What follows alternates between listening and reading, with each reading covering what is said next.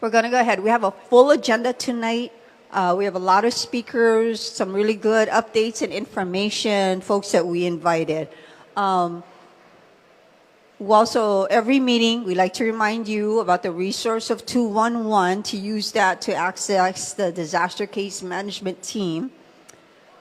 We want you to use this QR code for any support you need during this time or any time. Please take care of yourself. We so aloha you.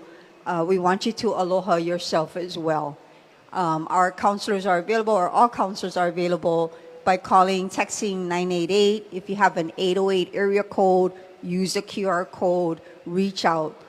So many are in need and continue to be in need. We announced last week that tomorrow, Thursday, September 26th, the virtual homeowners webinar is scheduled at 5:30. This is a very good meeting. A few hundred folks attend. We'll get information on the SMA exemption process, wastewater system updates. You'll hear from Hawaiian Electric Company about restoring power to your properties. We'll be able to have the Small Business Association, SBA, talk about loans for homeowners. How do you get into the process for reconsideration for homeowner loans? And again, we'll hear from the Insurance Institute for Business and Home Safety. So we want you to go to mauirecovers.org/events for information on it. And we also want you to register. That's how you get the link to go online for these meetings. They are recorded so you can watch it again later. And then you can rewind to see if you missed something or you need to verify something you heard. Tonight, as I said, we have a very full agenda. We invited a few of our partners and colleagues. You'll be hearing tonight about the debris clearing status and a terrific announcement by Lieutenant Colonel from Army Corps of Engineers. We have the EPA here tonight. They'll be sharing about a proposal for a gravity sewer system for the Wahikuli subdivision. We invited the Department of Education Superintendent Dr. Rebecca Winkie and her team to give an update on the King Kamehameha School third site. Remember a few months ago they were doing a survey on it, so we asked them to come and just share a little bit about where they are in that process. And then we also invited some nonprofits here to share information on their programs to help with any financial counseling, stabilizing your own household financing, and how do you take steps to become a new homeowner financially. Those are very important, as well as CNHA, Council for Native Hawaiian Advancement. We asked them to take on the responsibility, the kuleana of the county's recovery center at Lahaina Gateway. They've done a terrific job at Kako'o Center at the Maui Mall, and now they're expanding to help us out here on the west side. So they'll be talking a little bit about their information. Before I move on, Uncle Lawrence is here. He's gonna start our official part of our meeting with Pule. Uncle Lawrence, we missed you last week, but we had somebody who pretended to be you. No, I'm just kidding. Oh, thank you. Excuse me for that. Dear Lord, we thank you for these blessings that you have provided us with, for a safe place that we can gather and meet. And we thank you for bringing all the people here healthy and safe. We thank you for the resources that you have blessed us with, the leadership and their team. Without leadership, we would be just walking around in space. So thank you for that.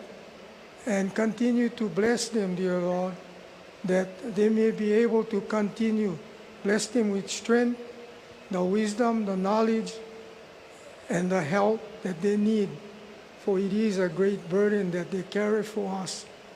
We thank you, Almighty God, for all the people that you have blessed us with to continue to rebuild our community that we so well need. We thank thee and we ask that this meeting goes well and it provides us with answers, and that the answers we don't gain tonight, we can get the next time. And help us to change the things that we can, and what we cannot, we ask that we leave it in your hands, O Lord. And bless those that here tonight, as we end the meeting, that we leave all the burdens in your hands, and that you go before us, O Lord, and take us home safely. Keep the road safe, keep us safe, and keep our kawilas safe, which is the cars that we are in. And we thank you in the name of Jesus Christ. Amen.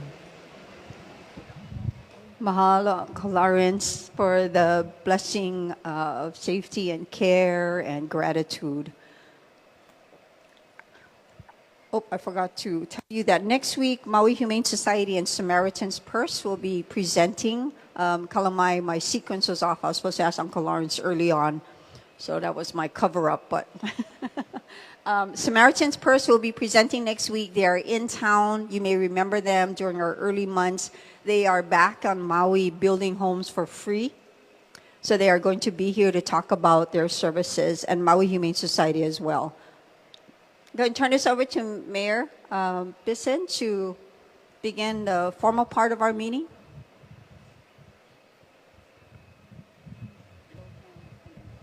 Aloha, Lahaina, Ohana.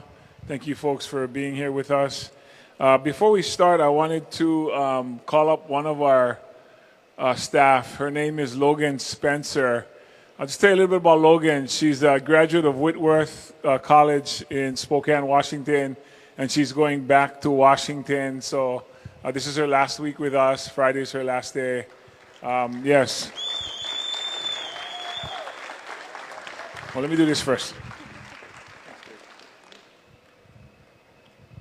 So during Kuhinia, the events that occurred during that time and the planning, the remembrance rides, Logan was a key part of that. She actually was hired by Mahina Martin in the Public Affairs Division because of all the extra work that came on with putting those events, planning them and putting them on.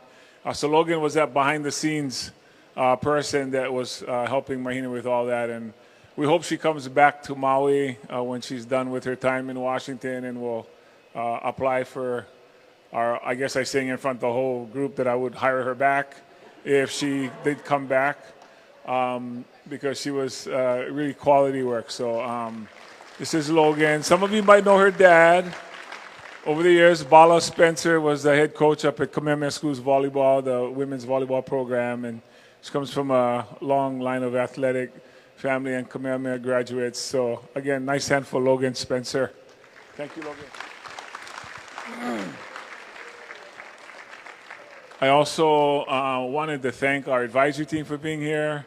I see Laurie and Kaliko, but in particular, I'd like to call on Uncle Earl. I saw him here. He's got something he wanted to share on behalf, or to share with you tonight. So I'm going to call him up during my segment.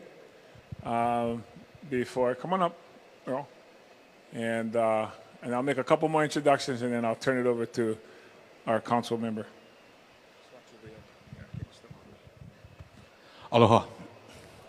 So I just wanted to share a small feel-good story with all of you, with all the problems and issues that all of us are facing today. I'm hoping that this feel-good story will lift all of us up. So a couple weeks ago, I was approached by a Lahaina resident, and her name is Ann, and she asked me if I knew anything about the benches that was across Camp Third School in front of the parking lot.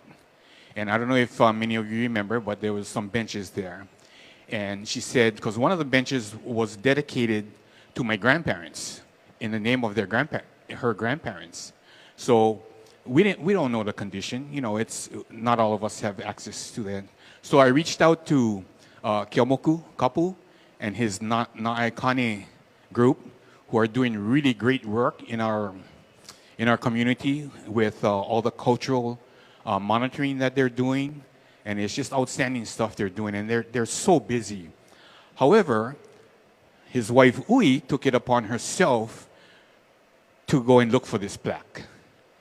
And I think it was last week sometime, she texted me, she says, Earl, I found a plaque.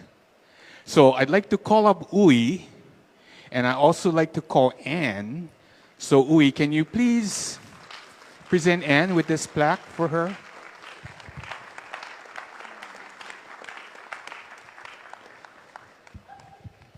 The plaque reads, in memory of Kenichi and Haruko Nakata from Lahaina. And those of you may know him. I know him as Uncle Soup Nakata. So, yeah, so Anne.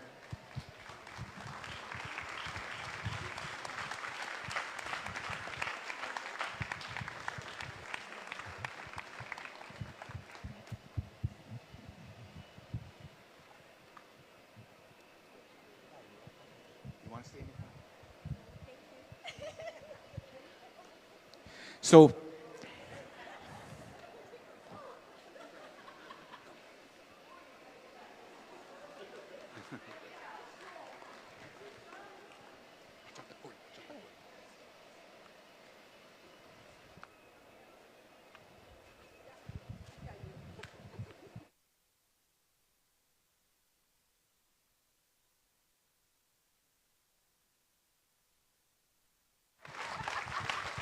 so I just want to share, you know, this, what happened doesn't cost anything.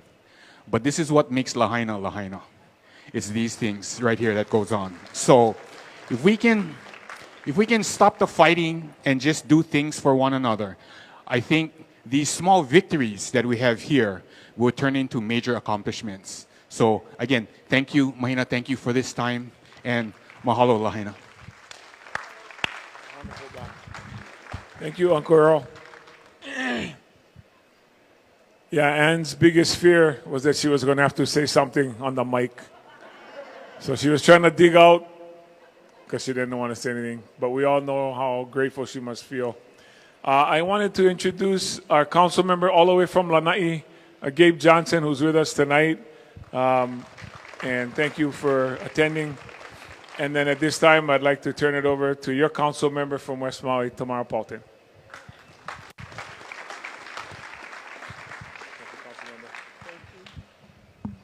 Aloha mai kako.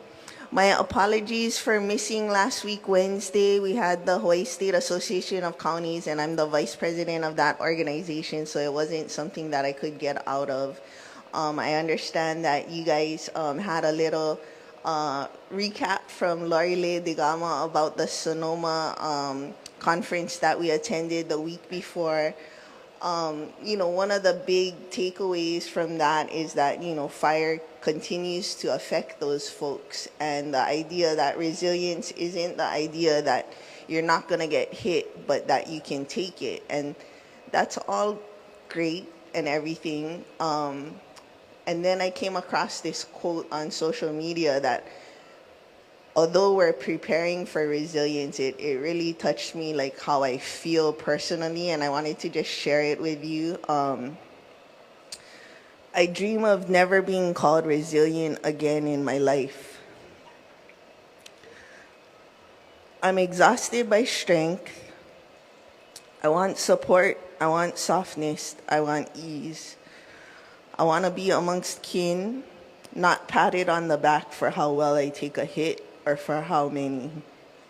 So, you know, we're going to go for resilience, but I'm dreaming for the day when we don't have to. And I also wanted to apologize to anyone online who's watching that I'm not at the Haiku Forum. I felt that this is more where I needed to be for my community tonight. And another thing I did want to announce, if anybody is in the Mill Camp group, there was an email that came out tonight about our next meeting, so check your emails for that. And also on Sunday, 5 to 7 at Lahaina Intermediate Lahaina Community Land Trust is having a workshop. So if you guys can check your emails and if you want to attend the workshop, that's important as well. The major thing that I had to say is that it's come to my attention that there is a new threat to our Lahaina community and fire recovery that requires urgent action. I've just learned that yesterday and today, United States Immigration and Customs Enforcement has been sweeping Lahaina and traumatizing and apprehending fire survivors who are still in acute recovery from the disaster. This is an unacceptable attack on our community and the concerted efforts between government and community organizations to carefully build with immigrant fire survivors. If these sweeps are not halted, we will see thousands of our fire survivors retreat underground, away from critical recovery resources. And so I call on Governor Green and Mayor Bisson to take action to stop the ICE sweeps immediately. We're an immigrant community. We want to see everybody that was in our community be here through the recovery. And this is not how you treat a recovering community from this kind of trauma. So not acceptable. Thank you.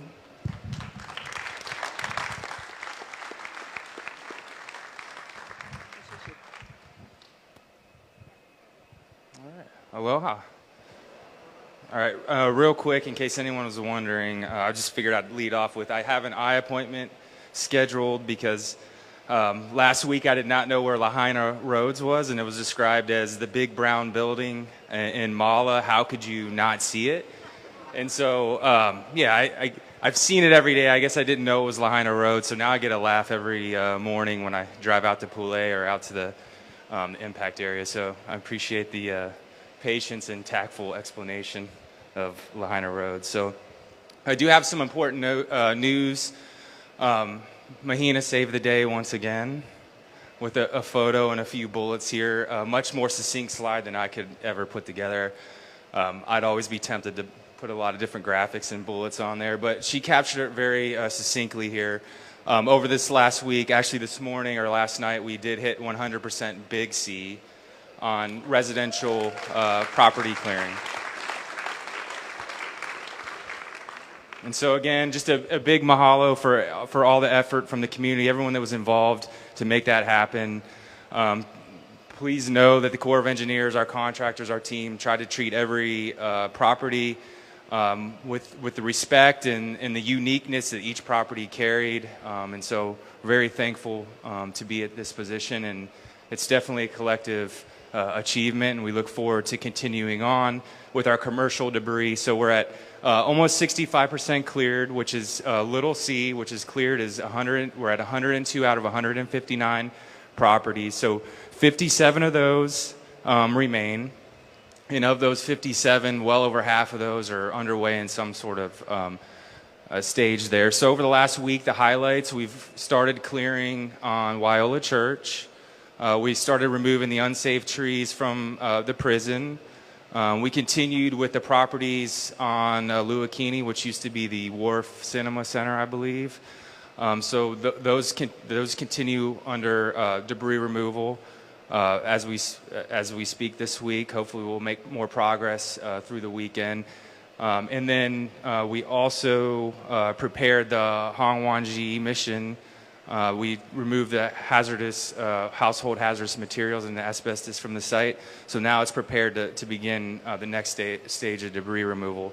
So our goal is to shoot to try to get to 70%. That's a large task for our crew, to get another 6% on the board before the end of the month. And so we'll see if we get there. I publicly announced it. We'll see where we're at next Wednesday, but I think we'll be close.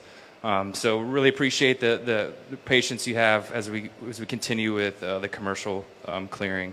And then real quick on the sewer line, we are 2/3 of the way done with the main line, which is the line running on Fleming. The sewer line running on Fleming and then across to Malo.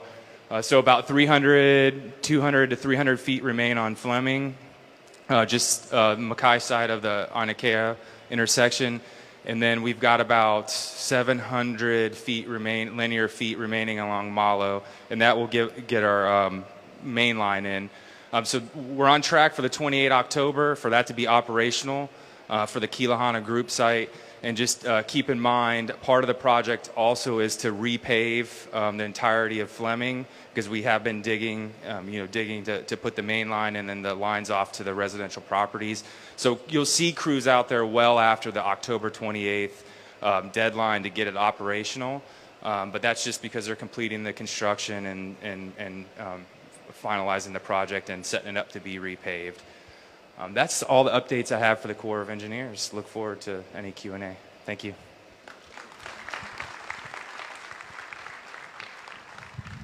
Thank you, Colonel. I think Mayor has one more thing to say. And then we're going to move down our agenda. I don't know.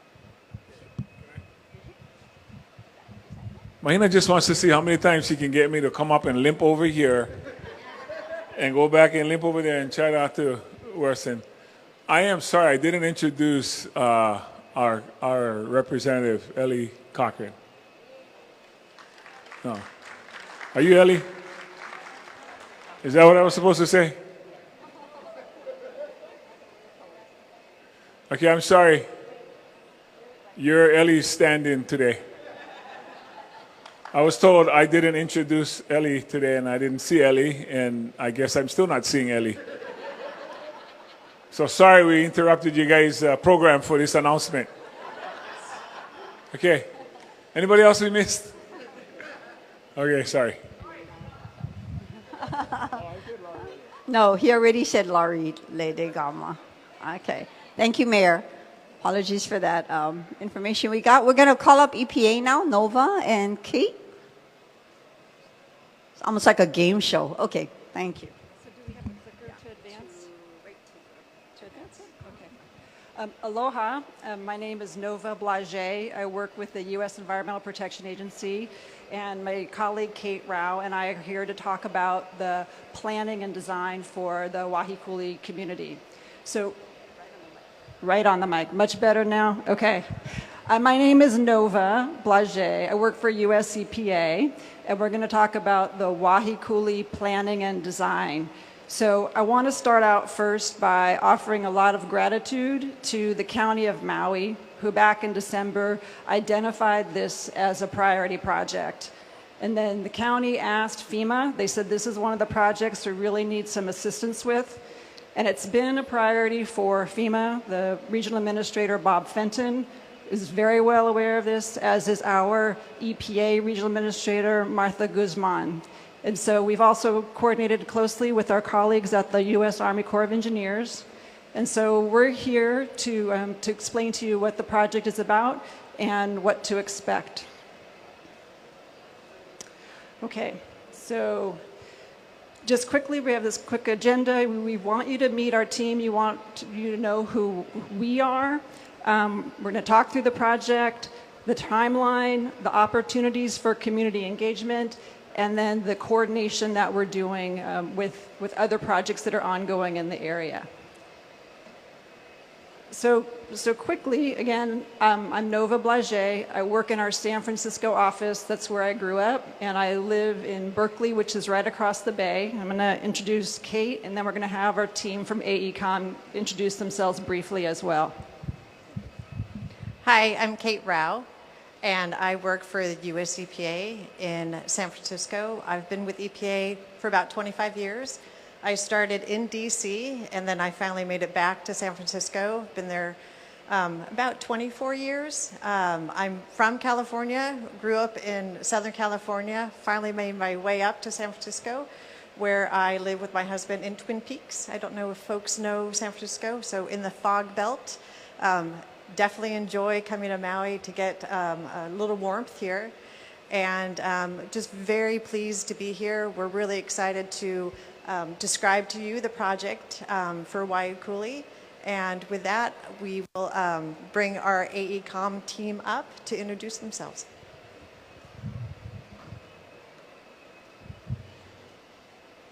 Aloha everyone, I'm Jarrett Brown. I'm a civil engineer with AECOM, and I'll be the AECOM's project manager for this project. And I'm based out of AECOM's Honolulu office, where I've been for the past 8 years.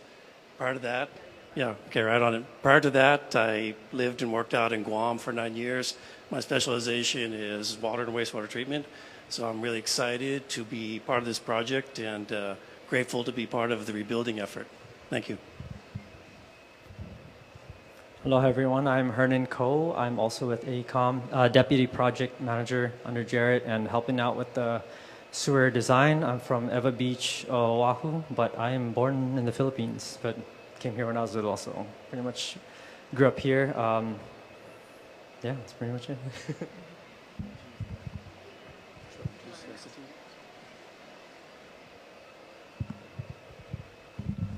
Hi, Mike Onufrychuk. Grew up in the DC area, currently live in Boston. I am our EPA program manager and here to support the team with whatever they need. So,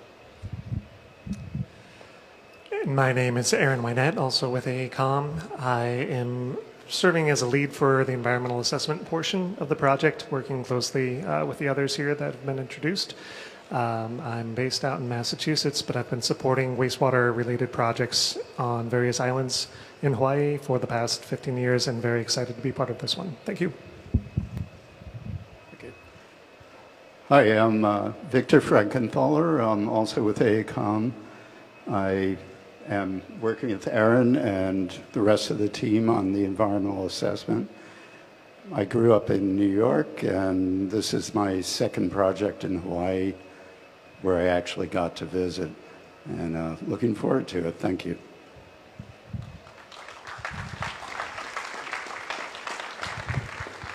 So thank you for indulging us. We wanted you to meet the team because you will periodically see our team out in Wahikuli, so we want you to know that we're here and that we're really honored to be serving the community in this way. So we're going to go through the project very quickly, a very high level. I want you to know that what we're doing is planning and design. So at the end of the day, what we're going to get are the documents that are necessary to build. So it's going to be a shovel-ready project. The full cost for the work that we're doing is paid by FEMA, so there's no cost to the county for this work. Right now, construction funding is not identified for the project. That is something that we're concurrently working on. We've been talking with our colleagues with the Hawaii Department of Health. There's some funding there. There's a possibility of funding through other federal agencies. And so we are doing this work such that the project has all the documentation needed if and when federal funding comes for the construction of this project. So with that, I'm going to hand it over to Kate, and she's going to walk through some of the details of how this project is going to roll out.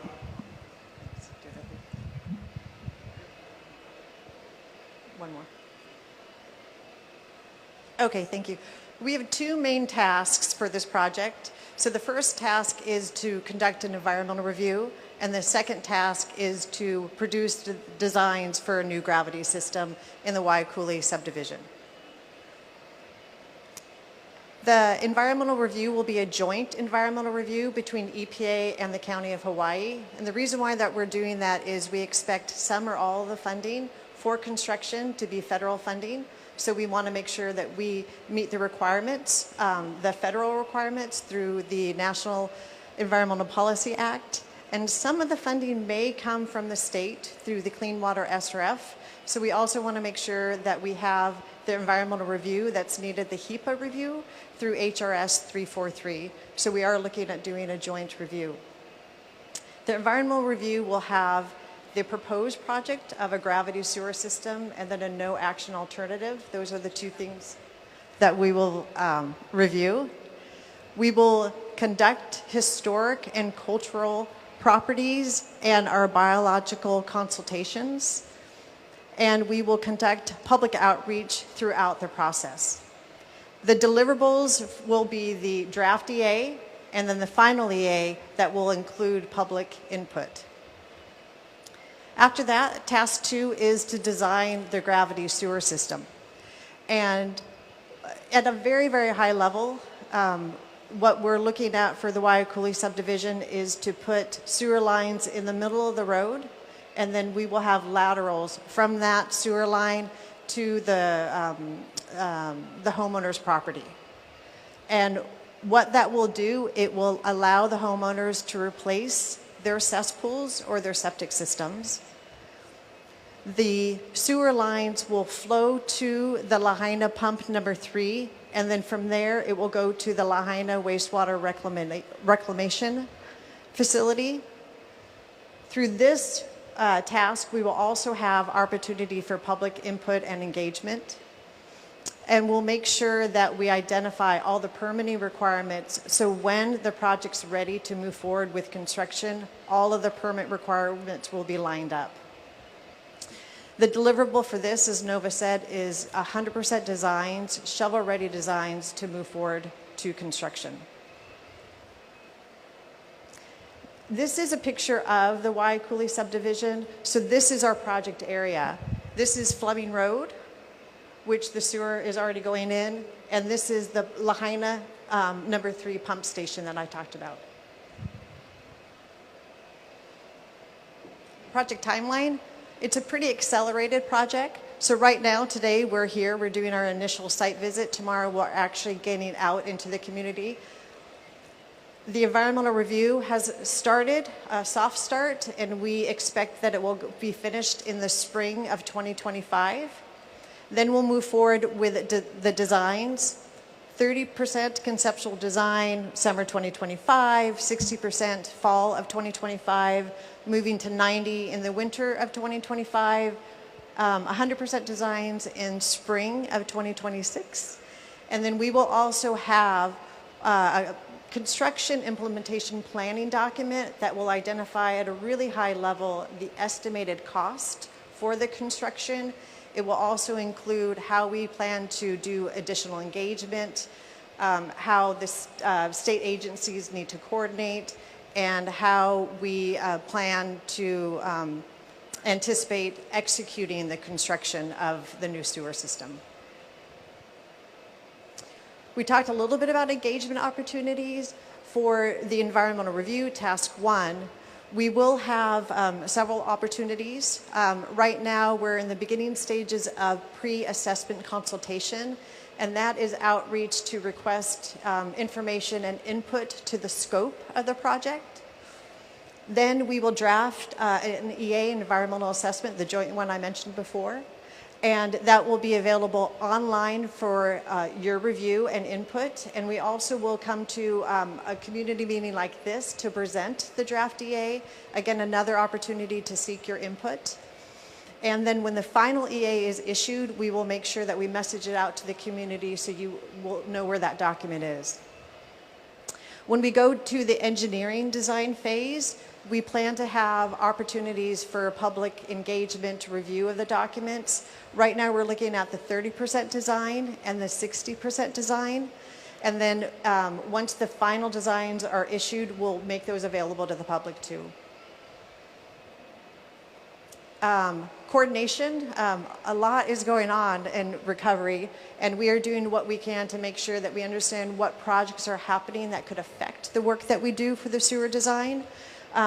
We're working with the Corps on the Fleming Road project, getting as much information that we can so we can incorporate that into the project for the rest of the Waiakuli area. We understand there's a water main or water line replacement on Fleming Road. Again, trying to gather as much information as we can, incorporate that into our sewer design. And there is the Lahaina number 3 pump. There's a replacement project going on. Again, critical to the work that we're doing and trying to incorporate all that information. Lots of organizations, again, working with the Corps, with FEMA, with the county, with the mayor's office, and working with the community in these types of meetings to make sure that we're providing you the information that you need to provide the input that we're looking for to have a successful project. And I think that's it. Thank you for your time.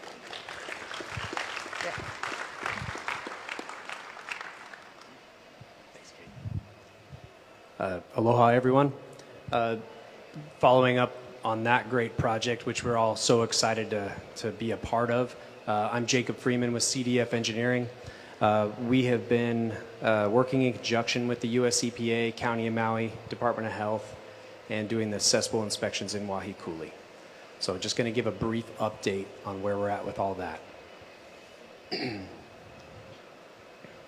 So our team, as mighty as we are, the few of us, are working with Valley Isle Pumping as the excavator contractors. So when your cesspool is maybe somewhere where you don't know where it is on the property, we'll go out there and start digging it up. And it's been a task on some properties, but in most instances we've been able to find them and get the dimensions for them, get them certified so that you can use that in your building permit process. Shout out to Mike at Four Leaf with the ability to help you expedite your building permit on the wastewater disposal side. We've got 107 cesspools certified on 94 properties, of which we think there's 175 in the Waiakuli neighborhood that have cesspools. The rest would maybe already be on septic. And we realize that some of these are being turned over to sewer as soon as possible when the Fleming Road project is complete. We haven't found 9 of these, so I apologize if you're out in this crowd and we've dug up your whole yard trying to find the cesspool. We will come back and we will find that thing. We still do have about 100 more to go, and we're hoping that we can get more rights of entry. If you are a part of that neighborhood and have not done that, please come see Ariana in the bright yellow shirt tonight. We'll get that Ari. If you need to leave early, come find her. If you know neighbors that that would like to be a part of this program, please come see us, and we'd love to get their contact information and get in front of them. The ROE is obviously the first step. It is a separate ROE than what you may have been provided from the Army Corps originally. So it is an imperative step in this process. You do not need to be on property while we're there. If you'd like to be, we're more than happy to show you what we're doing and have you help us find your cesspool as well. If you have a sketch or anything that you can provide us with that right of entry, it's obviously all very helpful and help speed up the process. Here's what some of these look like. Maybe a concrete cap in your driveway, maybe just a sewer clean out, or maybe just some pipes in the ground. Once we have those pipes, we can try to run a camera down and find whatever your wastewater disposal system entails. We will dig till we find that lid and plug. This is what the majority of them look like. And if you didn't know what it was, it's generally a concrete cap over a cavern or a hole in your property in the rocks. And there'll be a cement plug in there with a rebar handle. That's what we'll find, that's what we'll pull and take the measurements. In most instances, if you can't find a plug, we'll create a hole, a port big enough that you'll be able to inspect in the future, or when the sewer line comes, there'll be an easy opportunity to try to connect if that's possible. We'll take the measurements. Fortunately, none of these cesspools have been in use for a while. It's the fortunate byproduct of this particular scenario that we're in. So we're not having to deal with most of the waste that was there previously. I believe all but one of the cesspools we found actually had liquid in it. So more to the point of this great opportunity with the sewer line coming to town is the fact that the cesspools in Waiakuli drain awfully fast straight out to the reef. So we're very excited to be a part of this project and have this happen and have the area sewered. If you are trying to have more bedrooms than you had previously on your property, we have I won't call it a variance, but the Department of Health has allowed us to go ahead and certify these cesspools for however large they are. So if you want to have more bedrooms, it is possible to still reuse your cesspool, and we'll put that on the certification based on the size of the cesspool. So thank you all, Department of Health, EPA, and Four Leaf for recognizing that most of you want to build back with more bedrooms or something different, and that is allowable under this program.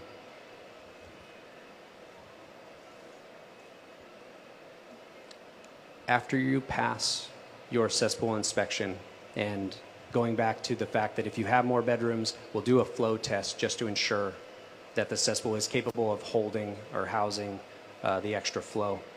After you get that all taken care of, we'll get you a certificate, email that to you through the EPA or directly to you, and or assist you even with your building permit submittal on the wastewater disposal side. So any questions, please come see us tonight. We're looking for more rights of entry. You have until December 31st with this free program. Please spread the word. And thank you. With that, I'll give it over to the Department of Education.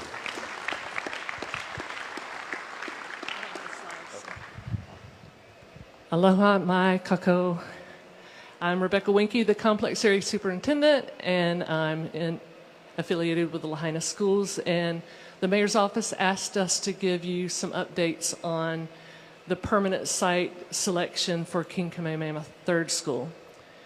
We don't have a big announcement tonight, but we did want to provide you updates on where we are and the progress we've made since our May community meetings. As you might recall, we had a staff meeting and a community meeting held at the temporary campus, and the following day I did come to the mayor's community meeting to provide those updates.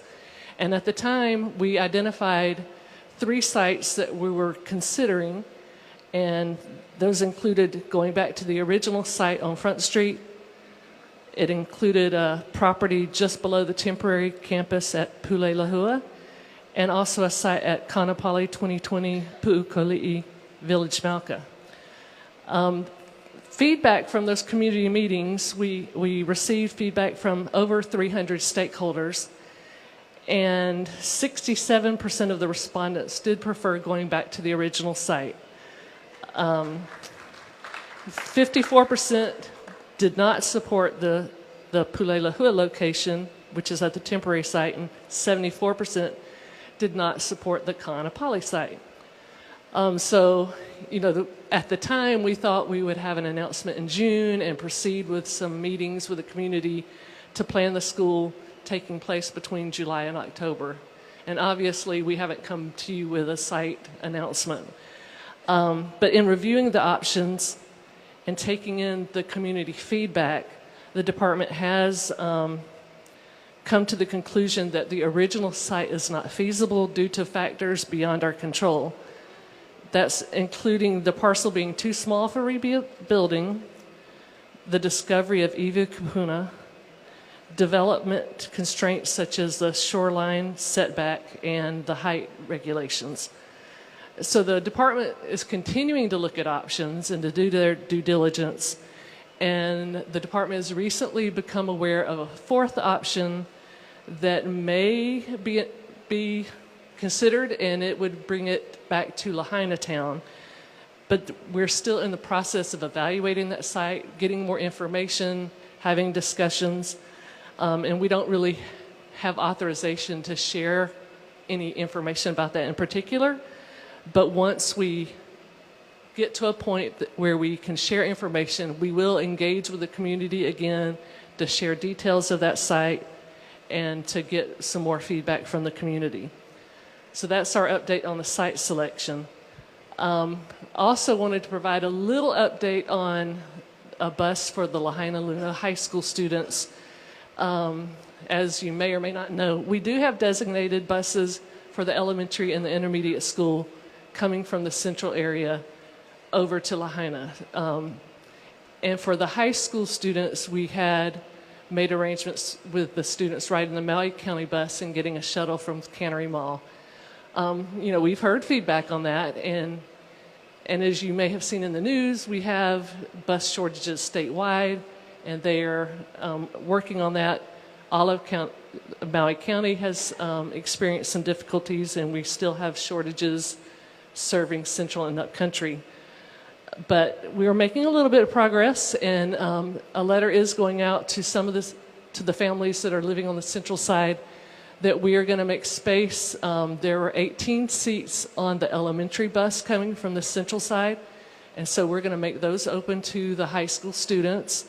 Knowing that that's a big age discrepancy on the bus, we have made arrangements through Roberts to having an additional adult on the bus. And so that's for the morning route, and letters will be sent out through School Messenger tonight to those families. So that's going to be on a first come, first serve for those 18 seats, and that would be able to start Monday if they bring their permission forms in and they're approved. We do have another bus route that we're looking at, seeing if we can combine it, condense some routes, and add some more seats for the high school students. And if, fingers crossed that we're able to do something for second quarter. And so we just have 1 week left in first quarter, and then we have our fall break. So, we're continuing to look at it. We know it's a concern, and, we're doing the best we can, and we'll update you when we know more. Thank you. Thank you, Superintendent. I'm going to turn this over now to HCA. Aloha, everyone. My name is Kavehi Ka'a. I'm with Hawaiian Community Assets. Mahalo for your time tonight and for this opportunity to share a little bit about our services. Hawaiian Community Assets, or HCA, we are a nonprofit agency here on Maui, or statewide really, and we're the largest HUD-approved housing counseling agency. You may have heard of us or seen us around. We are sister agencies with Hawaii Community Lending. A little bit background story, we were created or founded here on Maui in 2000 by Auntie Blossom Fatera and Auntie Kehaulani Filimoyatu. And our goal is simple. We're here to help build low and moderate income communities to achieve and sustain economic self-sufficiency. And we do that, we support permanent housing, culturally relevant financial education, as well as asset building programs to achieve that mission. Since August of 2023, right, a year ago, we have had about 429 individuals and families reach out to us for services. Out of those 429 individuals and families, about 184 have received direct financial assistance from Hawaiian Community Assets. Internally, since last year, all of our staff have gone through culturally relevant, trauma-informed care, as well as psychological first aid, and we've gone through the SBA training for FEMA applications. In addition to that, we have established new roles to help in the recovery process. That's our disaster recovery HUD housing counselors, and I'll get a little bit more into that of what that entails, as well as our disaster response community engagement liaison. In our Wailuku office, we've been able to open it up to community organizations who were impacted by the fire so that they can have a space to meet. And that's, again, organizations who no longer have a place or who are, again, active in the recovery. Our specialty at Hawaiian Community Assets is financial counseling and homebuyer education and counseling.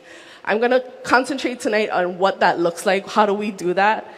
We do it on an individual basis or by families. And so our counselors who are certified are able to meet on a monthly basis with individuals and families through Zoom, phone, in person, 30 to 50-minute sessions. And it's really working on financial goals that the individual comes with. Since last year, we're looking and we're really emphasizing a 6-month financial stability plan.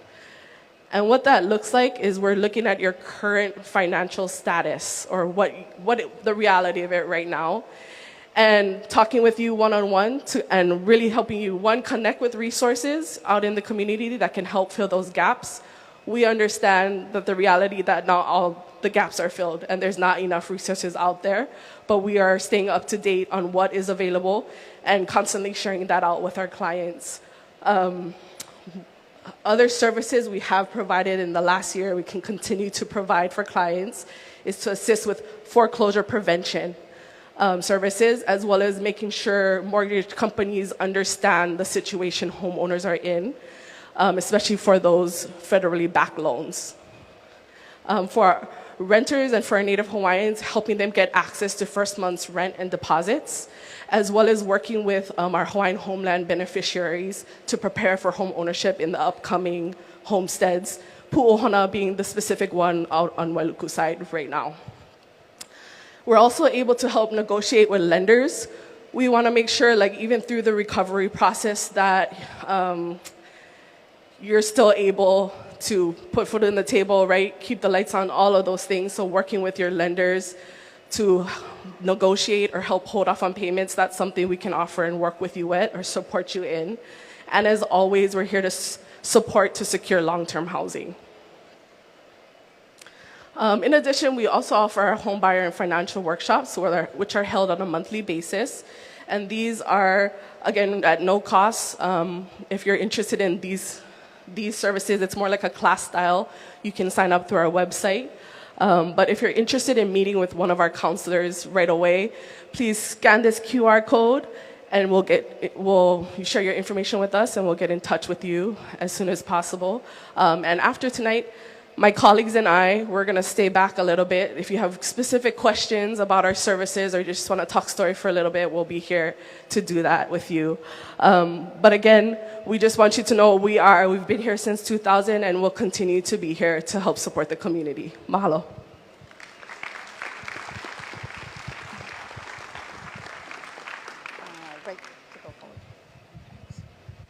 Aloha, friends, family, folks at home. Dustin Kaleopu with CNHA, Kako'o Maui. Gonna keep it short and sweet, just give you an update on what we're doing here in Lahaina. As you know, we opened our resource center in Kahului last September, and we've been able to offer all of these services here, housing pathways, FEMA appeals, legal aid, financial, mental health counseling, but the care navigation and rebuild navigation is what we're really focusing on now that we're in Lahaina. We have, of course, 4Leaf in there with us. Lahaina Land Trust is there. All of the same partners you'd find in Kahului with a little more focus on rebuild here. That's our Kahului. If you don't know where Lahaina Gateway is, you should have been at the Kula meeting last night. This is not your meeting, but we're right over there next to Ace. And same thing, you'll walk in, see Kapili dancing around with his flower. But yeah, if you call our office line, 808-204-2722, that'll connect you to Kahului or Lahaina. If you get the wrong one, we'll just transfer you. But I do want to highlight again our website, helpingmaui.org. You can head there for applications for our La'iku housing in Lahaina Luna, Kiao Maluhia at Mauilani, and for our rental assistance programs as well. And then our distribution center, the interest forms for that to sign up for an appointment is available as well. Helpingmaui.org, click on Visit Us, go down to Distribution Center, and you'll see the different forms there for your different needs. Also, on the Visit Us tab, if you are a community organization that needs to use the Lahaina Recovery Center for a meeting after hours, you can sign up there as well. I made this at midnight, so I'm not sure what order it's in. This is one of our most underused resources, our rebuild resources. We have a partnership with the county and the American Institute of Architects, Maui's chapter. And these are just some of the plans that they have available. These are pre-approved and either free or at a greatly reduced cost. And once you start working with an architect, they can help you to submit your plans as well. And again, that's something that any one of our team members can help you with, going through that rebuild navigation process. All right, and I'm going to hand this back over to Mahina.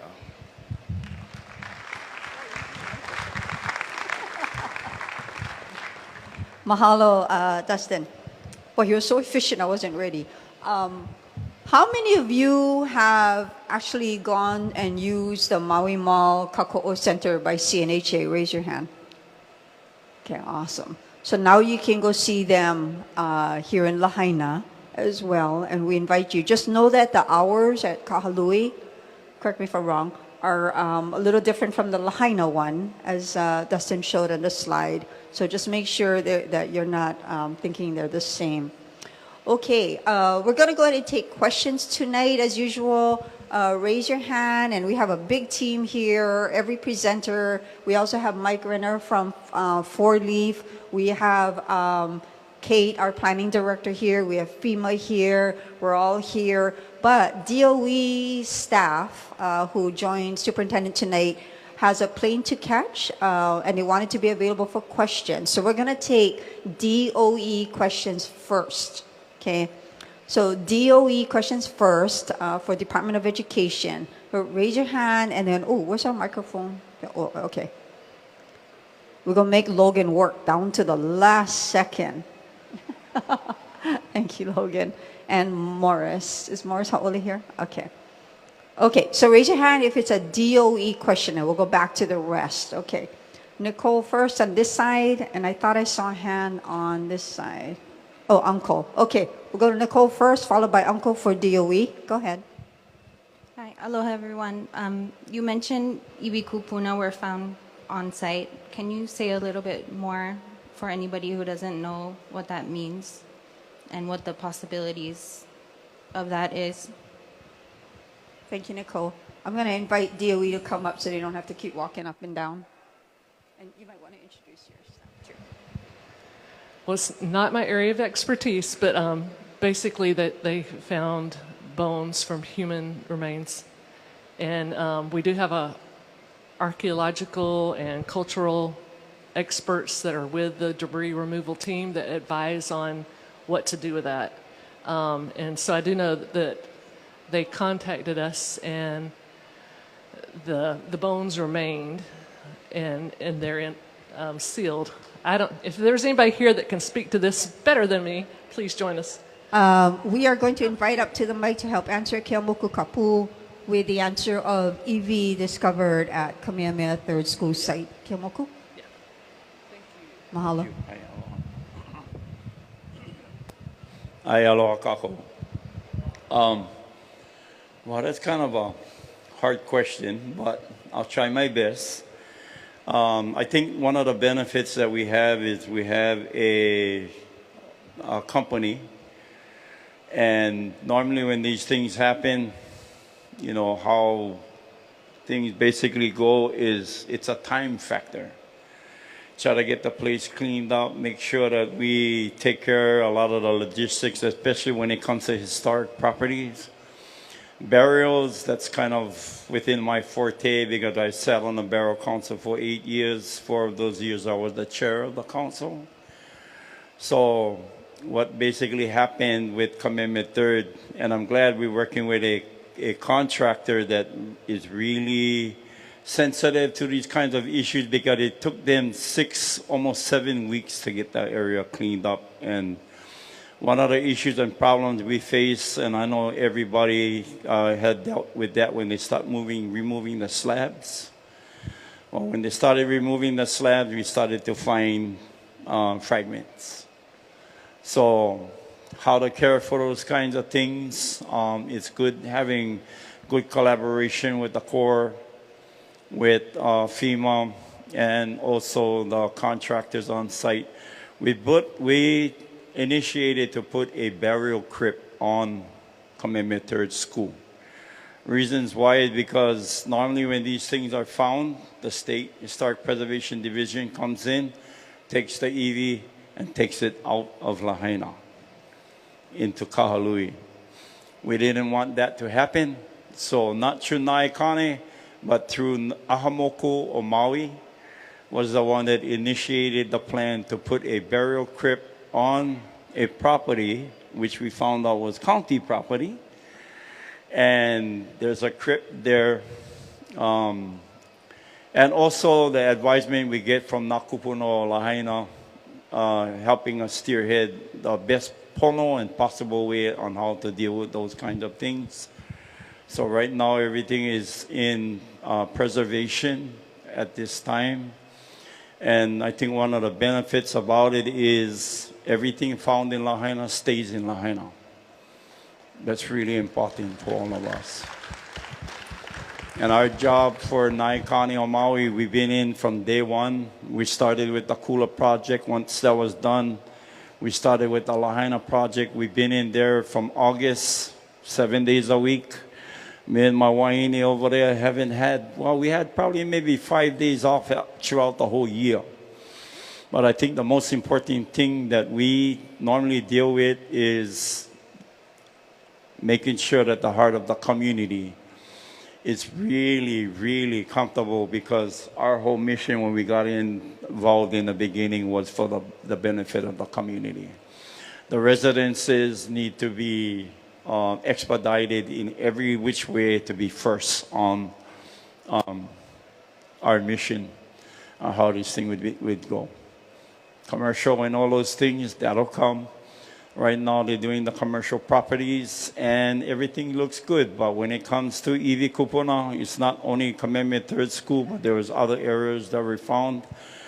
You know, I got to put a mahalo out there to a lot of families because families that have been here for a long time, they had cemeteries on their property. And families came to us to make sure that we flag those properties because when the construction comes in, we want to make sure that those areas that are designated that have cemeteries, especially up Kilauea Mauka, there's cemeteries, Puamana alongside the whole corridor on the cultural corridor.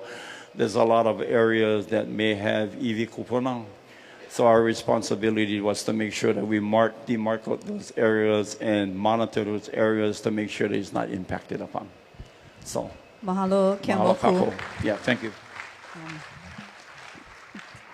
We're grateful for your work, Kimoku, and I know DOE is for you tonight. Uncle Lawrence, your question for Department of Education? Oh, thank you. But Kiamoku and his wife, Ui, has been doing a good job, and he kind of like explained more of what I was going to try to, consult with the doctor.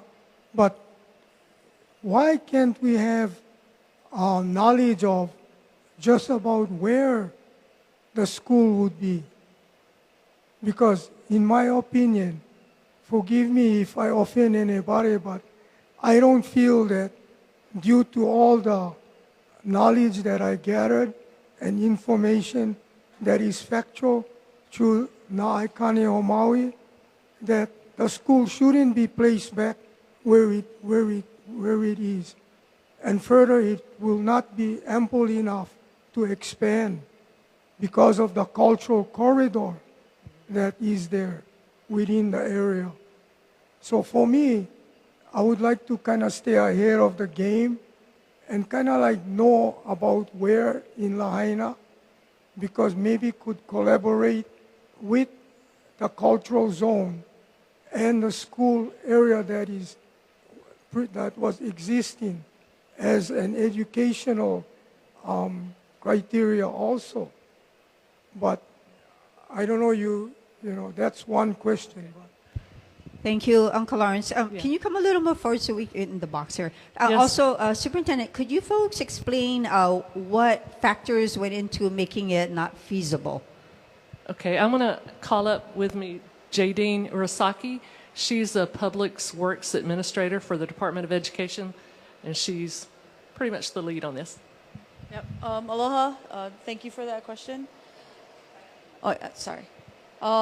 So with respect to the original site, again, we talked about a lot of the conditions that exist. It's a small site to begin with. It's an even smaller site now with the Iwi Kupuna and with the setbacks that will have to be done to meet the requirements with sustainability, resiliency. So again, it shrinks the footprint of the original school. And so for us, again, when we look at elementary schools, it was already inherited as a smaller site. We look at sites for elementary schools to be at least 12 acres so that we can create that environment that we need for the elementary school. And so with that, that was one of the reasons, or the main reasons why going back to the original site was not feasible for us. Yeah, the tsunami inundation zone, the SMA, the special management area, I mean, all of those things that go into the environmental aspects of the site itself. Okay, we're going to take a couple more questions for DOE before they head to the airport. We're going to go this way. Oh, Uncle has one more. Nicole, we're going to let others who didn't ask questions yet first. Okay. Okay, wait. Kimoku? Go Yeah. ahead. You want to clarify? I just wanted to kind of add to the history of Kamehameha Third School. The area where we put the burial crypt is the actual location of where the Halikamani was. Now, the Halikamani was an area where Keopulani, when the sacred chiefess Keopulani, when she passed, her iwi, or her crypt, was placed there temporarily until the mausoleum was complete on Moku'ula. Once the mausoleum was complete, then they moved her from the location where the burial crypt is today to the island of Moku'ula, where she was preserved until she was located or relocated to Waiola Church. The location of where that burial crypt is, so you get three important areas. One area is Abner Paki, yeah? The second area is Lunalilo. Then the third area in the middle was an area actually designated as a land commission award under Kawi Keoli Kamehameha III. So that area is the sacred royal compound of Kamehameha's dynasty. Where the burial crypt is, there's actually 14 flex burials still in place. So how interesting that when we placed the tomb, and thanks to the county for providing all those materials to place the tomb. Once we did the obscure design, not realizing that when we did the GPS on the history of the place, the tomb was placed exactly where the Halikamani was, the preservation of Keopulani. Throughout the whole compound in that area, just to let you know, there's 3 areas that was designated preservation in place, because there's one area that they found 4 individuals, 2 babies and 2 adults. Small little fragments, but nonetheless, no matter how small it is, that's still iwi kupuna to us. A lot of history in the area, and I'm hoping that, sometime when it goes to SAPD, and we can provide a little bit more information on the history of the place. The place is very important. So, Mahalo, Keomoku. I saw 2 hands up there, and just gentlemen here, I'm going to go there. Morris? Yeah. She's been patiently waiting. So we'll go to that question, and then right here with this gentleman next to Logan. Go ahead, ma'am, your question? I have a couple questions, actually. Is there a reason that you cannot reveal where the proposed site would be? We have heard before that they were looking possibly behind by the rec center where the Boys and Girls Club is and stuff. And then also, what would happen to this old site? We're really hoping that it would be like an open space and nothing else would be developed there.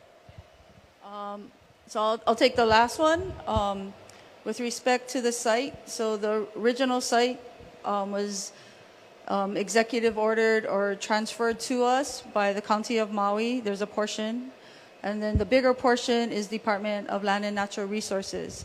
And so we are working with both agencies to do the paperwork to return the land to them. With the Department of Land and Natural Resources, when they transfer and do the executive order to the Department of Education, it is for the public purpose of education. So we are no longer going to be operating as a school there. So by virtue of those requirements, we do turn it back over to the Department of Land and Natural Resources. For the first question that you had, so we are still doing our due diligence and investigating. And I know it's been some time since we had that May meeting, but we want to make sure, we are mindful and respectful of this process and not, just jumping the gun and kind of moving forward. And so it has been a lot of behind the scenes, a lot of work that we've been doing to try to figure out where that next place would be. Like we said, regardless, Pulelehua as well as Kanapali, those are school sites that are going to come to us regardless, because it's going to be predicated on the development for both entities. So we're going to be needing a school there regardless. This new possible site, we're still having those internal discussions, dealing with the possibilities that will happen. And so until we can complete those due diligence, at this point, we're not going to have that public discussion. We will, once we complete that, have our discussions and talk to everyone internally, we will have that community meeting. And we'll invite them back as well. We'll take two more questions for them before they proceed to the airport. Sir, your question? Yeah, hi, my name's Robert Bedard, and I have a daughter. She's a single mom, and my granddaughter has to be in third grade. She has to be dropped off to school now because the busing, and Superintendent Winky, you were discussing the busing. Now, a lot of people are getting this busing, but she's been in Lahaina, 1, 2, 3, kindergarten here, and it's never been a problem. But now they want to pay $75 a month, and she just doesn't have that kind of money. Either way, I don't want to whine about it, you know, but you understand where I'm coming from. Is there anything that can be done for my daughter and my granddaughter? Without knowing the specifics, I can't answer here, but if you want to contact me by email or phone, then we can look into your specific case. You know, there may be options where they qualify as a displaced family. You know, and I don't know the distance from the school, so those are different things I would have to consult with student transportation. Yeah, this is a distance that she's got to go. But if they build that new school closer, you never know. Yeah. You never know. We're going to take one more question because they do have to leave. We asked them last minute, and so Janine came in quick. Laurie, your question for DOE. Okay, so I want to discuss about the bus that you were talking about, just to explain to everyone so we all know what's going on. And so currently, students who are living in Central via FEMA, they're having to have their parents drive them to a bus so that they can ride the county bus from Malaya to Lahaina. Now, we all know what the county bus looks like. It's not safe. There's all kinds of different people. It can be full. And so I just want to share so that everybody knows, and this goes on the record, like we are asking for our kids who are living in FEMA housing or basically on Central Side, not by choice. They are Lahaina Luna generational school students wanting to be an alumni, just like their parents, grandparents. Hence the reason they are making the effort to get up in the morning to try and get transportation to come to Lahaina Luna High School. And so the kids wanting to be normal after everything they have been through, we should do everything to support it. My understanding after a survey was done, there is about 60 to 70 who do want to ride a bus to Lahaina from Central Side. There is even more kids that drive over, hence the traffic on the road. So this is a concern for the Lahaina Luna students who do not have a voice, who want to come to school in Lahaina. They have been through enough. This is mental health. They are recovering. They are still recovering, and I am advocating for this. Thank you. Thank you. Thank you, Laurie. For those with other DOE questions, you can email, what is the DOE email? Well, if you email me, it's rebecca.winky@k12.hi.us. Okay, and then we're going to put that in the Facebook chat for emails. Thank you to DOE for coming on a last-minute notice, bringing staff here, and safe travels over the Pali to the airport. Thank you. They have to go, Nicole. There are other people who also had a question that we're going to tell them no.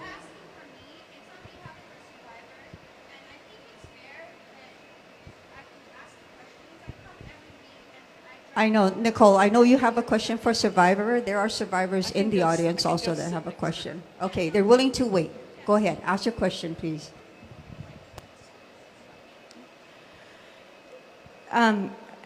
Sometimes I'm a mental health provider, and I'm providing services to Lahaina survivors. And I had several parents very upset that their kids got left on the side of the road, that the bus passed them, and they called the offices of the schools. And the schools reported to them that they couldn't print bus passes for them. And the parent, I just want to please ask you that you can prioritize the Lahaina families, these kids that are already dealing with severe trauma, that they need to get on the bus in the morning to come to the one thing that lets their life be normal, to school. So these parents are calling me, asking me to intervene. I have no power to do that, so I just wanted to share that with you. While Thank you're you. here. And I'm advocating for our students every day. I'm not directly over buses, but I'm advocating, and some of the movements that we're making is I pulled the bus routes and asked questions. And so, we have a bus shortage, and so we're all suffering island-wide. I know Lahaina is unique. I'm from Lahaina. I'm also a survivor. So, this is near and dear to my heart. So, I'm doing everything that I can, but I will continue to advocate. Nicole, can you ask those parents to send some details over to her office? They don't want to? Okay. All right. They're barely surviving. Got it. And they're Okay. asking me to help. So when I come here, sometimes I'm asking questions for them. And I don't get paid for this. Yeah, I'm just coming for that. Thank you, Nicole. Thank you, Thank you. Superintendent, and thank you again for traveling. Appreciate it. All right, we are going to go back to general questions. So for any of our team here, can you just raise your hand? And if you have a question, right there. Perfect. Okay, go ahead, sir.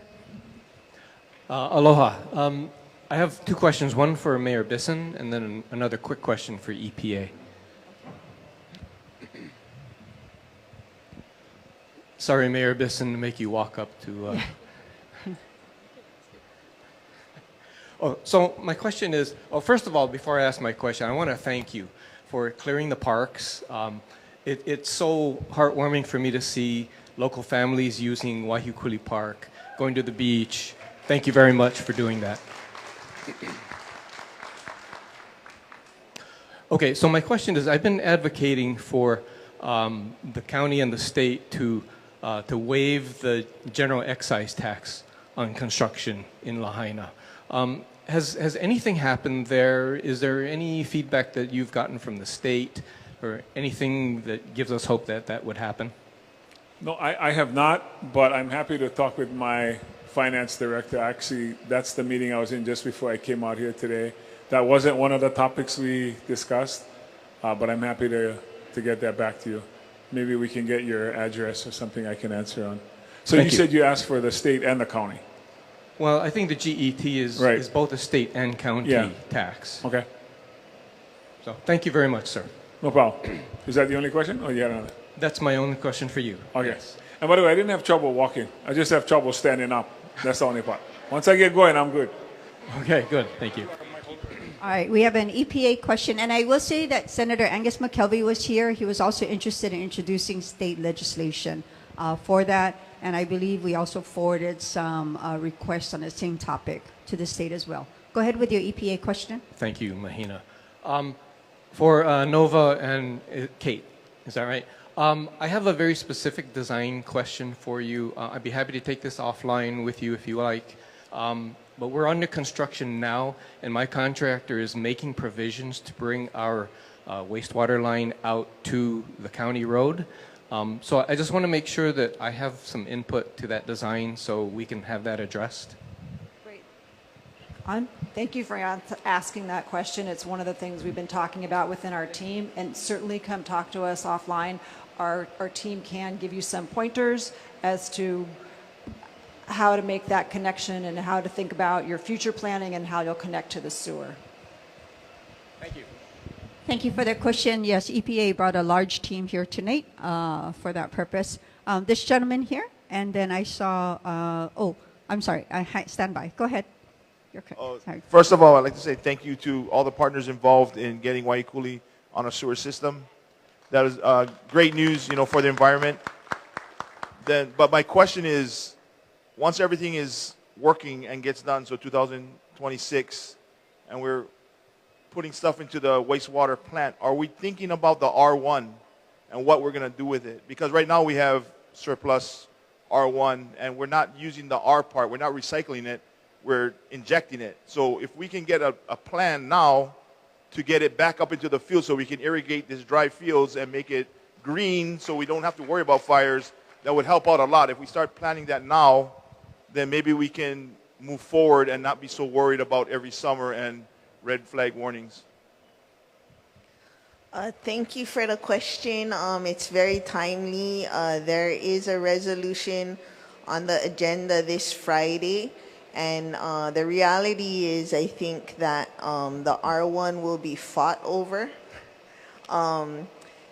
Prior to the fire, the plans were already after the lawsuit with infrastructure built out to take it south. The resolution on Friday's agenda doesn't come right out and say it, but they'd like to take it north. And for me, I think that's a big community discussion that we need to have because that R1 is a valuable resource, as you can tell.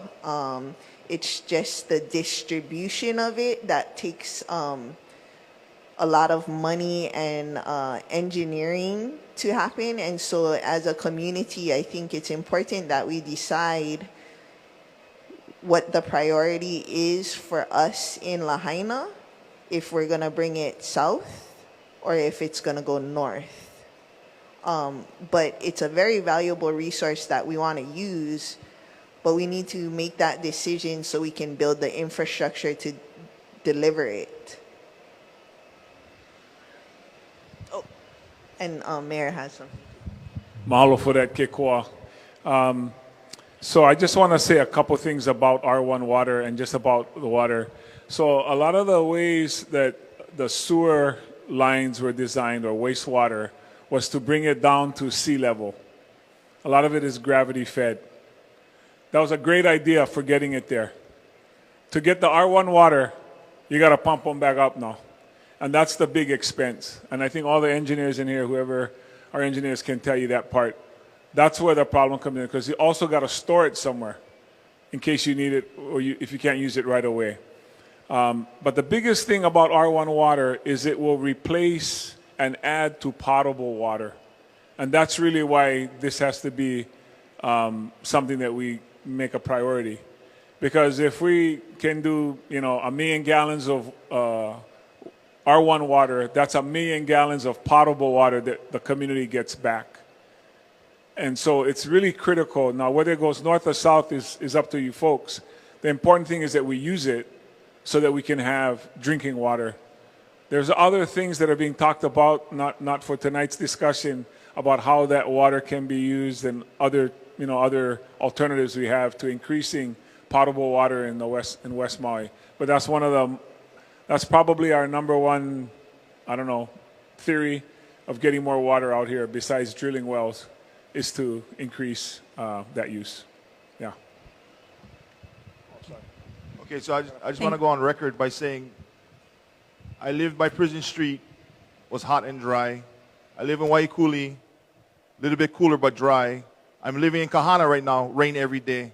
So you make a decision where needs water more, the place that's raining or the place that's dry. And I say the place south is dry. Thank you. Thank you, Kekoa. Sir, your question? Yeah, thank you. This is for the, I think it's Captain Rose from the Army Corps of Engineers. Okay. Captain Jones? Jones. I'm sorry, I thought it was Close. Rose. Jones. Colonel. Salute. Hey, you guys did a great job on cleaning up my property. But the thing about it is so much more dirt was taken out. This is compactable fill. So now my lot's got a big crater. Everybody else's are nice and flat, most of them, almost all of them.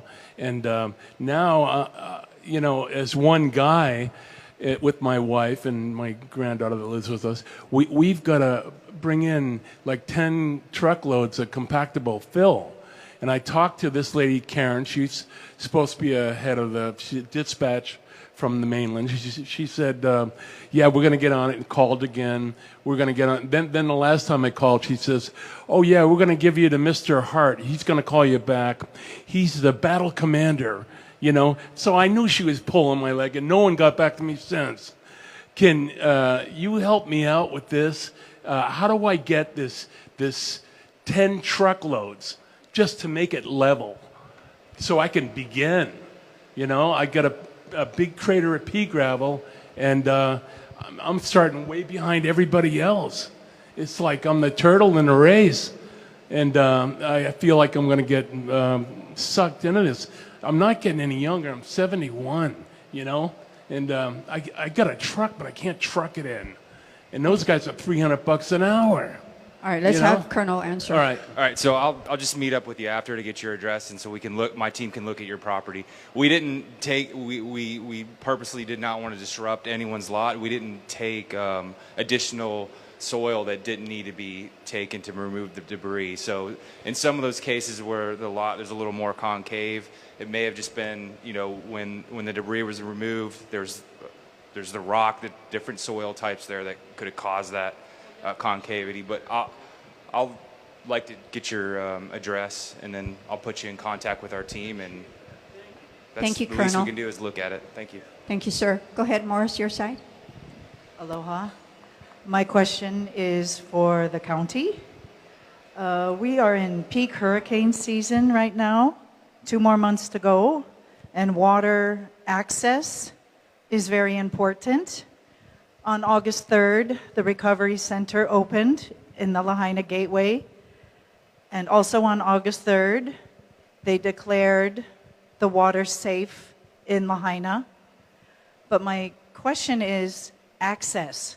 Because also on August 3rd, they took the water wagons away from the Lahaina Gateway Center. I water the memorial every day. This month makes 1 year on the bypass. There is no water spigot there. I haul it in every day. And I also try to water my plants just keep them alive, a couple of trees. And thank you to Uncle Earl for offering me access to his water because he's on my street. But not just for me, but for the whole community, can we please get the water trucks back into the Lahaina Gateway Center? At least through hurricane season. Mahalo. I think we can bring that question to our team and then come back and report on that request to bring a water tank back out. Does it need to go to a board of directors meeting to get a water wagon? No. Oh. No, what I'll do is we'll take it back to our Department of Water Supply, who helps us make those kind of decisions. I don't know if Army Corps or any of the other federal agencies have any assets here on island, but we'll have to take it back to them. Well, I mean, it's really wonderful. They've done such a great job that the water is clean, but access, the key word is access. I go to Canoe Beach every day, and there's a lot more people also filling up their 5-gallon jugs of water or whatnot, but there is no access for water. I mean, that's wonderful, it's safe. I mean, our building permit is in. It was in July. We are still waiting. So I have no access. I have to use Uncle Earl's water. And I don't want to do that permanently. So I'm just asking for our whole community water access by the water wagons. Thank you. We can look at your property in particular. I'll have Cynthia come by and make sure we understand what's happening to your particular property. And by the way, Earl said if you need, you can use his electricity too, by the way. Thank you, Mayor. And we will bring that request up to the Department of Water. Kaliko? Hey, you two guys over here. I just wanted to put something out there. I know that we've got a lot of homes, temp homes that are being built up Mauka, Kala'iola, and Kilohana. And so for Kilohana, I haven't seen or maybe heard of kind of what the plans look like. I know Kala'iola, they've been pretty transparent in sharing. But I wonder, I know that many of us use one particular laundromat. And so it would be, you know, in some of the conversations, what do these homes look like so that they can do laundry in their home? So this might be a far off something in the future, but I know that there's a lot of planning. And so those are some of the things I'm wondering about. I think Brian might be able to help you a little bit from FEMA. Thank you for your question. Yes, so we'll take it for consideration to present more additional information to this group for the Kiloana group site, possibly next Wednesday meeting or subsequently. So we'll have the plans and we'll have the details for you and anyone else who wants to listen. As it relates to the laundry facility, we are in coordination with the Army Corps to have laundry facilities at the Kilohana group site, but more information next week.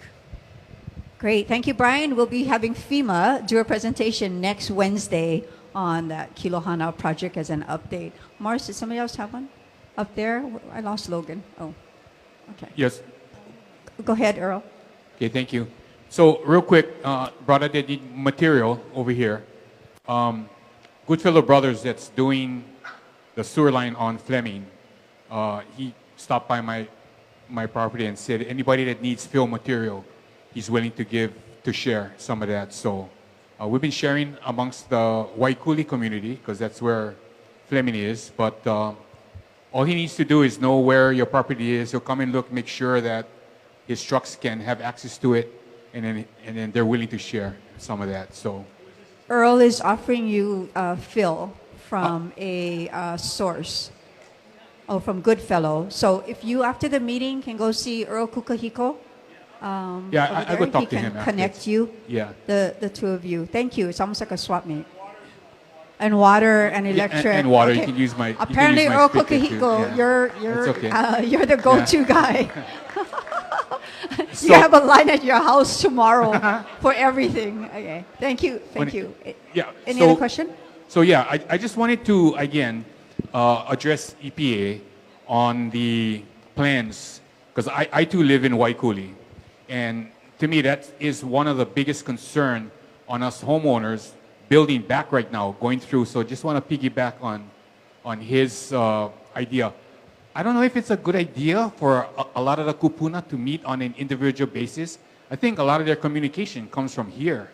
So if you guys can kind of have a plan already while we're designing our build back, if homes are going to be on post and pier, it's not too bad. They can go under. But those that are going to do slab, and now a year from now or 2 years when you put the sewer line in and say, well, you know, your line has to be here, and now they got to dig up their slab.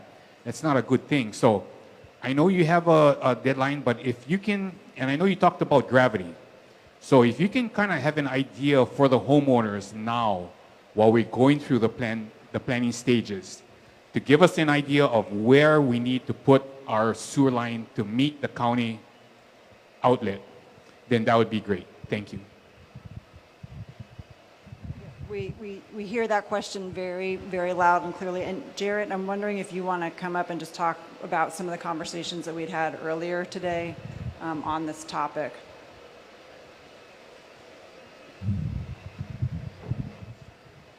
Yes, thank you for your question. And that has been something that, as Nova mentioned, has come up quite often in our initial conversations with the county. And so I think that we'll definitely need to work closely with the community to understand what the building plans are, and that there is going to be some flexibility in where we extend the lateral out to the property. And we're just coming on to the project now, so we're going to be out there tomorrow. And as a follow-on to that, we're going to do a topographic survey, so we'll have much better information about the elevations out there. And we'll be able to determine, you know, at what depth to construct the main line so that the properties can connect. And I do understand that there's going to be some more challenging parcels out there that are downgradient of the roadways. So we're looking at a couple of options there to potentially have an easement so they can drain to the back, or potentially put in a grinder pump. But the design part of this is still a ways out. So we will be coordinating and working closely with the community as well as the county and the mayor's office so that we can come up with a plan to work with the homeowners to understand what their building plans are, what's been submitted to the building department, and make sure that everyone can be accommodated. Okay. Thank you, EPA. Sir, question here, and then we're going to go back to the top. Anyone else who has not asked a question? Okay, we'll go here, then Jackie, and then back over there. Go ahead, sir. Yeah, one quick question for the FEMA, the bright guy. Brian, is your name? Yeah. Brian, I've got to work this money situation out, and I had insurance, and I'm trying to figure out what this bill you guys are going to charge us for the Army Corps of Engineers clearing our lot. And I know some people don't have to pay, but I think I've got to pay. But I don't want to get a bill, you know, a year down the road when I'm already underwater with the bills. I'm sorry, the bill for the clearance of the debris? Yeah. You're not going to have to pay the Army Corps of Engineers or FEMA. Wow, anything. thank you. Thank Yeah. you, Lord. Yeah. Okay, that was the best question ever. You will get no bill. Okay, Jackie at the top. Thank you, Mahina. I just wanted to ask, we're hearing a lot and have been hearing a lot for a long time. It's in the plans, we're working on it. And I'm wondering, totally understand that. That makes sense. Things take time, especially if you're going to do them well. But my question is there coordination between Four Leaf and the other departments in that making sure that we're, you know, following XYZ? I just feel like I heard, I did hear something, and I don't know if it's misinformation, but I heard that, you know, previously when it came to permitting, they would go to other departments and like make sure things were clear. And I just, because I did ask Kate the question a few months ago, like what's going to happen when, or how is it going to be handled when a permit gets issued for something that goes against the long-term plan, and the answer is, we'll cross that bridge when we get there. And that seems like kind of a dangerous answer to me. So I think there were two parts there. So I can answer Four Leaf. We interface with all the county departments relevant to permitting. So there's some situations where, say water, for instance, someone wants to purchase units over their meter. We route that to water. We route to SHPD. We route to wastewater. So we're in constant communication with everyone. We have weekly meetings with DSA. And the great thing is most of the, if not all the county departments are, although they're overworked and understaffed, like many municipalities, they're burning at a really fast rate to get these permits issued. Thank you. The specific one that I had, again, heard was in regards to permits being issued. There was a cesspool thing. Does this sound familiar? No. Okay. Thank you. Thank you, Jackie. Next question. Thank you, Mike. Go ahead. I just received an email last week from Maui Economic Opportunity. They are out of money until further notice for rental assistance. So I have to start all over with maybe another organization, but I'm currently paying my rent with my small business association loan. But I just wanted to make everybody aware that MEO has no more rental assistance available until further notice. Thank you for that alert. I'm looking at Cynthia Lalo, Mayor's senior executive. We're going to inquire about that to see what the status is, if just in a short gap or whatever that is. So we'll come back to you on that. All right. Oh, sorry. Logan? Oh, hi, Ginger. Hi. I've pretty much been coming every week since the beginning.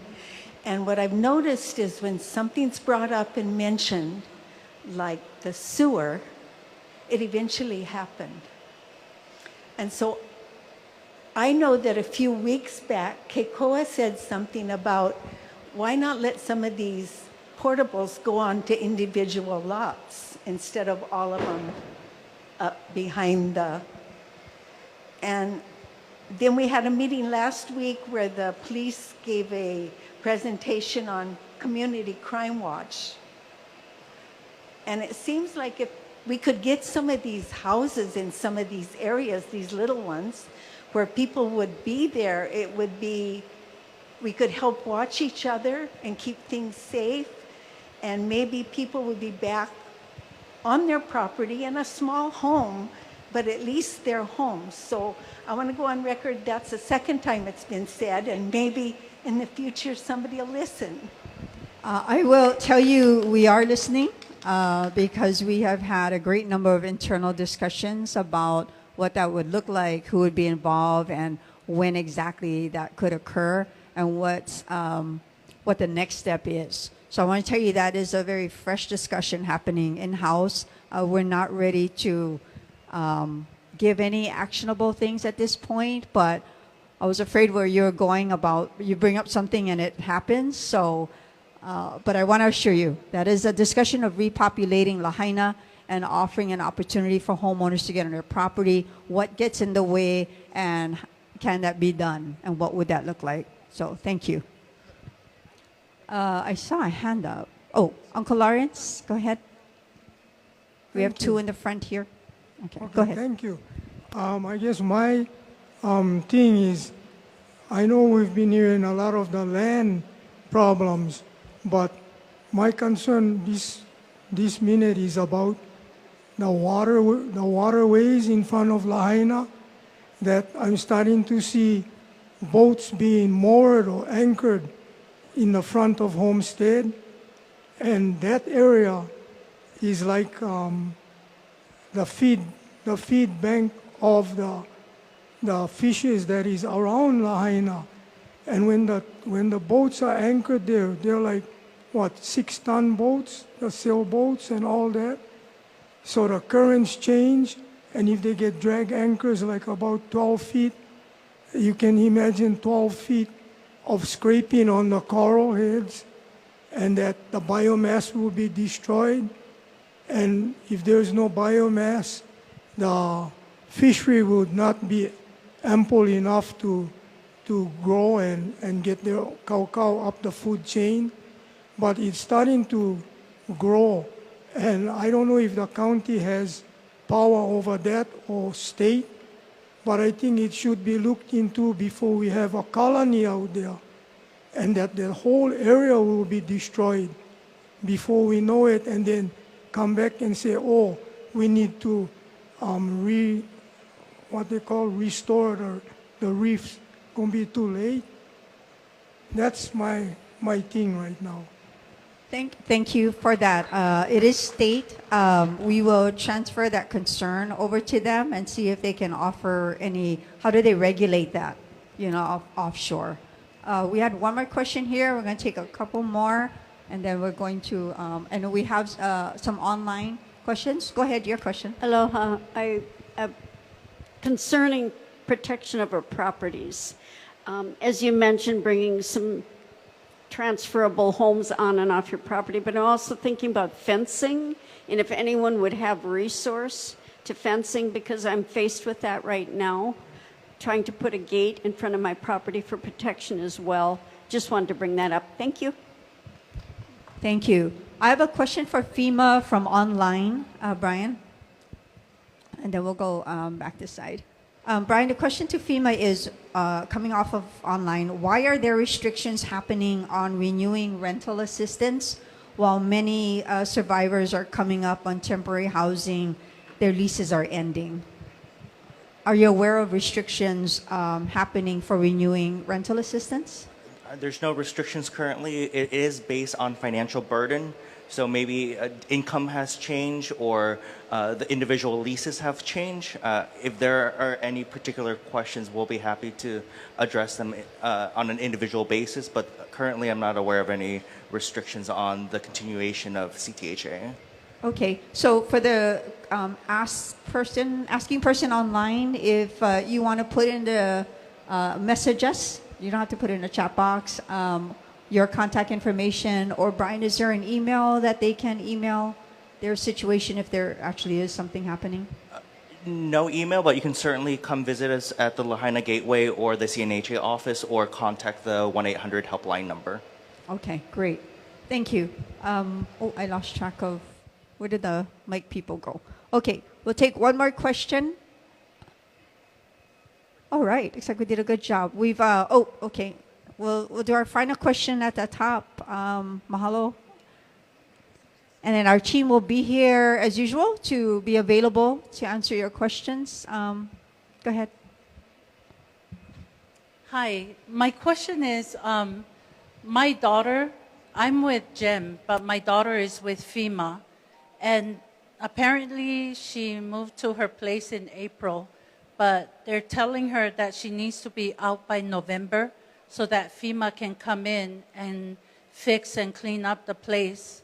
When we went in, the place was already a mess, so they still, and now FEMA is allowing the place that she's staying in to come in every month. And the rules that they signed with FEMA, now FEMA is telling them they have to also follow the rules of the apartment, which is completely different.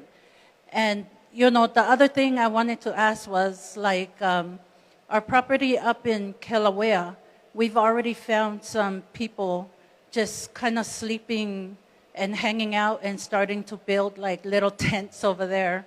So I'm just wondering, there's just a lot of things going on right now. So I wanted to see FEMA, what it is that she has to leave by November. That's what her caseworker with FEMA said.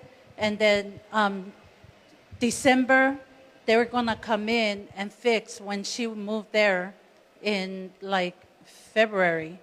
I don't know the particular circumstances of your daughter. We'll be happy to discuss offline. We also have Miss Tammy here who can look up your daughter's case. But as it relates to them vacating the unit in November, the program is approved through February of 2025. Okay, because she's stressing out right now, and I'm stressing out because, she's my daughter, and I want to make sure that she's safe.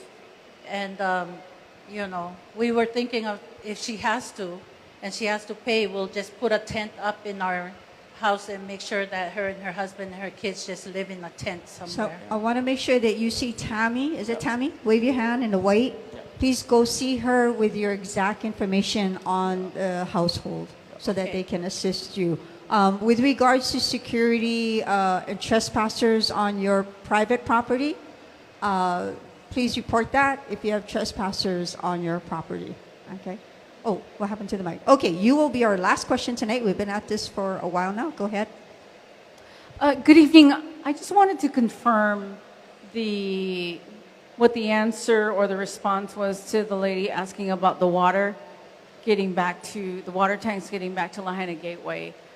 My parents' property is in Kuhua, on Kuhua Street, Mill Camp, and we just got it cleared, thank you, Army Corps of Engineers. However, when we start to build, we're going to need water somewhere nearby. So I missed it. What was the follow-up response to her request? So we are going to take the request to bring back the water tank to our Department of Water Supply. They handle all the operations of it, the ordering of it, and we'll come back and tell you what that status is. So that was our answer. Okay, sounds Okay, good. and we will come back next week, Wednesday. So we'll with that. follow up next week on that request. Thank you. We will tell you. We're going to wrap up tonight. I'm going to hand this back over to Mayor Bisson. Thank you, everybody, but hang on just for a second. Oh, making him walk again. Just thank you, everybody, again, for being engaged and for participating and cooperating by giving us those good questions so we can help you get those answers. So sorry we couldn't answer some of those tonight, but we'll get back to you on those. And I especially want to say sorry for you being misidentified. I don't know if that was a compliment or not, but we'll make sure that doesn't happen again. They don't laugh. They thought you was Angus McKelvey. So anyway, thank you, everybody. Have a good night. Drive safe. Aloha.